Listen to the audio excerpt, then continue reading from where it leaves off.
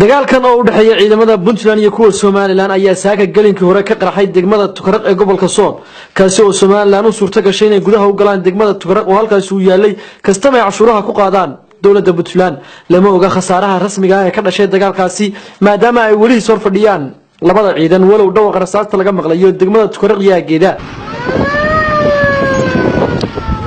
gudoomiyaha gobolka Sool ee ugu magacaaban Puntland oo aan khadka taleefanka kula xiriiray wuxuu sheegay inay gubeen gaadiid dagaal oo ay leeyihiin ciidamada Soomaaliland sidoo kalena ciidamadoodu ay ku sugan yihiin deegaanka Godqaboobe oo Tukaraq u jira 15 kiiloomitir wuxuuna wareysiga gudoomiyuhu u dhacay sida tan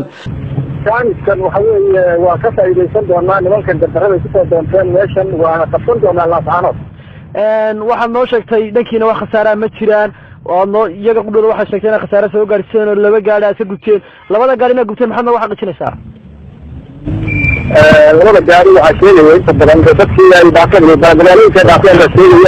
inay laba gaari ka gubteen daawac fara badan la gudbiyay oo daawac fara badan la soo gaaray magaalooyinka sheegay waxa weeye dawlad soo kala qafada marka ciidankiinu meesha dagaalku ka dhacay rasmiga ay labada ciidan ay isaga hor yimaadeen waa xagee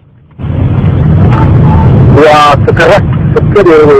waa soo deganaayo ciidanka inta badan deganaayo ciidanka Puntland meesha deganaayo waan gartay marka hadda iyaga gacanta ku haya degmada Tukaraq oo halkaas fadhiisin yahay oo kastamad kula haydeen Tukaraq yeeda sidii hadda haweeney ay gacanta kula hayaan waxay joogaan joogaan oo iyaguna laakiin magaalada gudaheeda waxa sheegeen dadku in tiknikooda dhex marayso in ciidamadoodii ay joogaan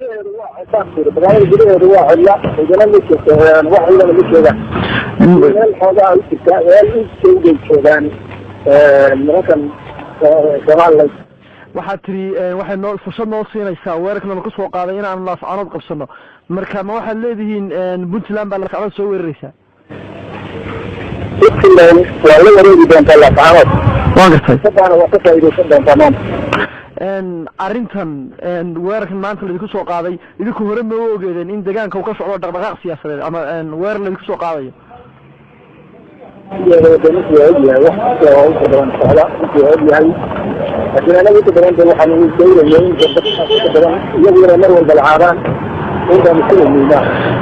gudoomiye waxaa jirta hore qabsaday hadda weli duulaanka si ah gudoomiye laga filayaa